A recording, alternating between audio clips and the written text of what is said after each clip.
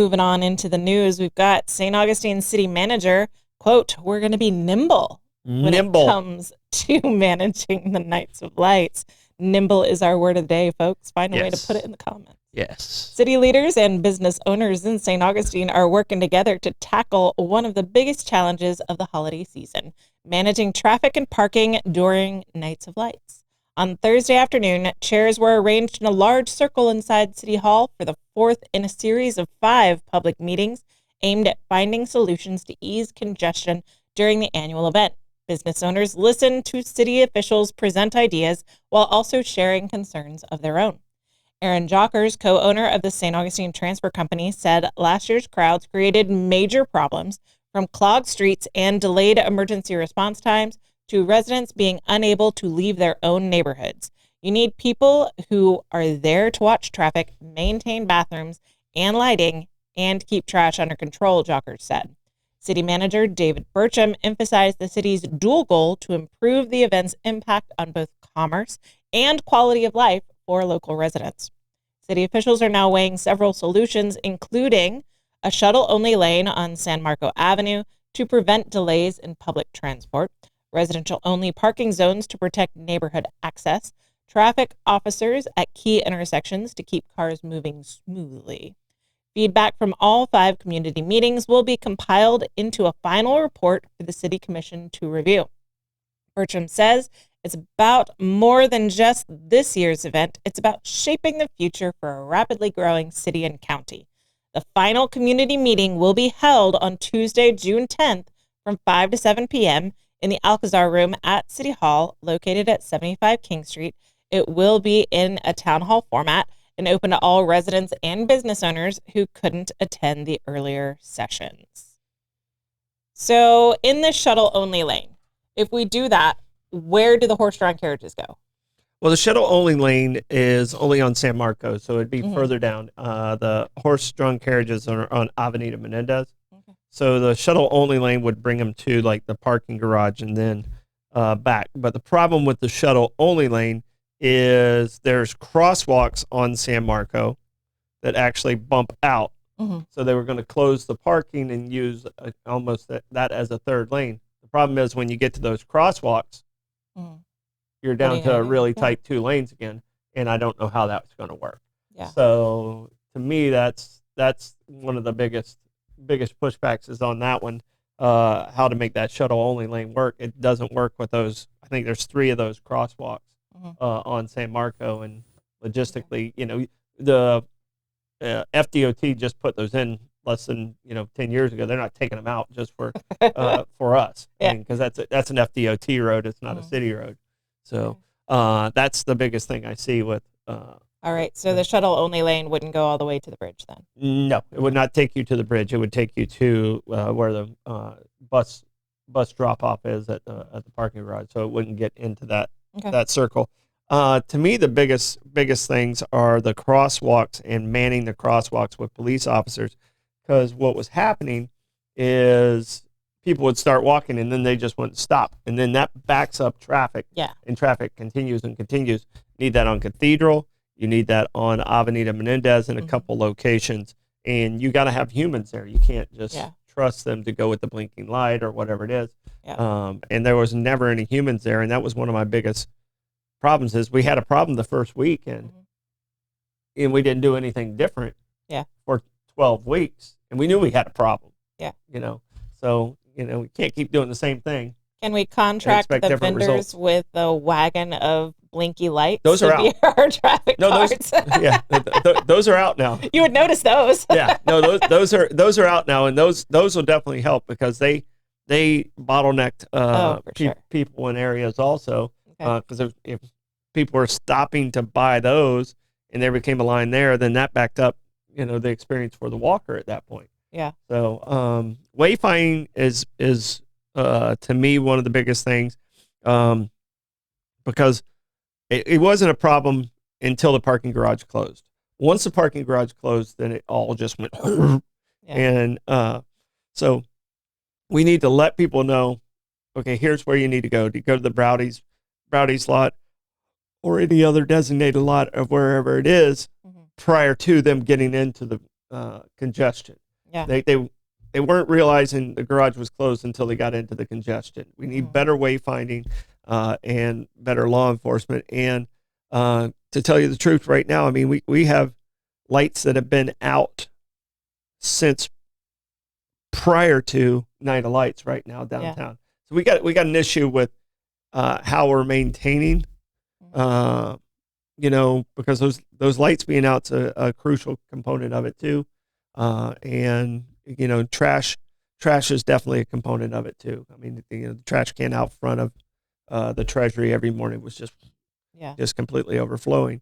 For sure. So I mean, they got a lot. I mean, they got a lot of problems. I mean, I think they're being very nimble.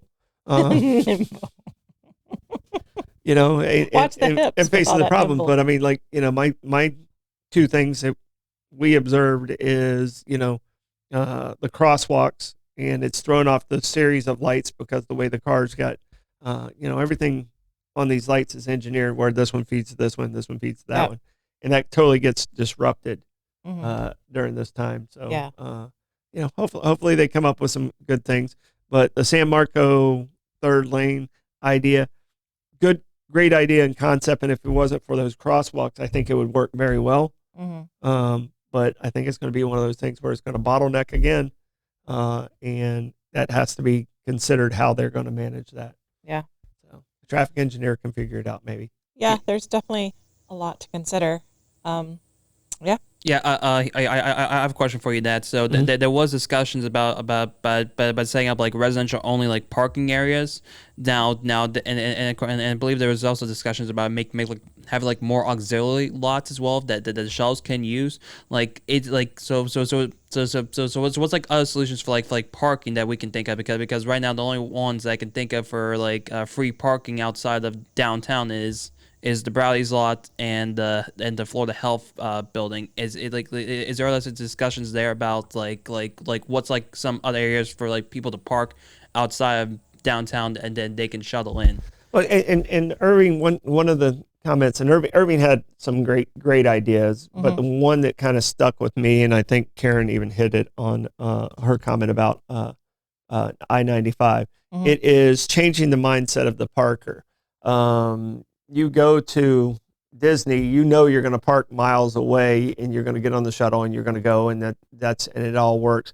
And it's basically what we have to do is we have to change the mindset of the people that are coming here, and the expectation of, I mean, we're Americans. We drive around the parking lot to get to parking places closer, which makes absolutely no sense. But all of us do that. It's like, oh, I got the number. I mean, how excited are you? You get the, prime parking, the number one spot when you go. Oh my word! I had to take my daughter to the hospital yesterday, and parking is terrible. We got Rockstar parking right by the door. It was amazing. How exciting! But that's how our brains are set, and we have to reset that thinking of, okay, let me get to this thing, and then we'll get there faster if we use this.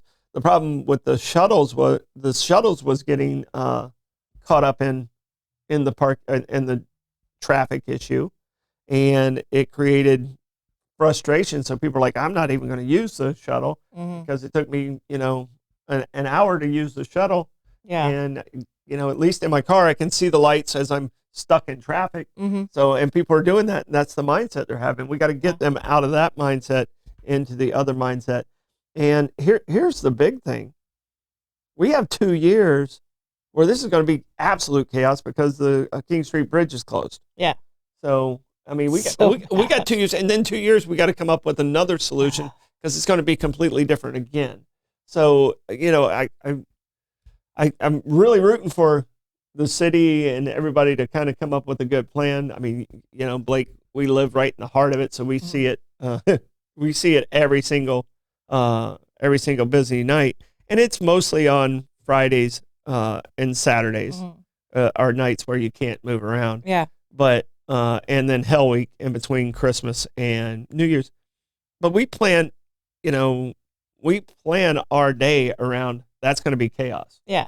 I leave my office at the Treasury and park at my house and walk over to my office at 1 Riberia. Yeah. Because of the traffic. Then I walk back home. Yeah. I mean, that's that's what I do on a Friday or that hell week is what I do. I leave early because I know that I'm going to be trapped in town if I don't. Yeah. And it's so locals also have to participate in this. They have to realize and kind of schedule your days a little bit better and help us out a little bit. There's a bottleneck that happens at around 4 or 5 o'clock at King Street in Riberia that really gets clogged up, and maybe some of those businesses on that street need to talk about staggering when they're leaving work, because if everybody lets out on the same time on those businesses on Riberia, it really it overwhelms that light. Yeah. So I wonder if we could entice people out to the satellite parking locations with like hot cocoa, hot cider, meet Santa, bounce houses, something to give them to do or to make it a destination in and of itself. Well, and one of the things we're going to do here at the 904 now is we are going to have on our app, the city website's a little challenging to get through. We're going to have on our app a link that'll go to the city website that'll connect you to it of availability of where parking's at and some of those things to try and help. Yeah. We're going to offer that for free just to try and help people, and Awesome. You can click on the app and click on that link and it'll take you right to it. So that's one thing that I talked at TDC, and then I got with the city information, Melissa, after the show. We're gonna figure out how to make that streamlined, where you don't have to go to the city of St. Augustine, then go to whatever page it's on, and then go to whatever page. Yeah. You'll be able to come to ours, hit that Quick link. Parking, city parking, whatever we're going to title it, and you'll be able to click on it and see, but how we get that word out is going to be a little challenging too. Yeah. So. Yep. That's where you guys come in, help spread the word. Yes. St. Johns County families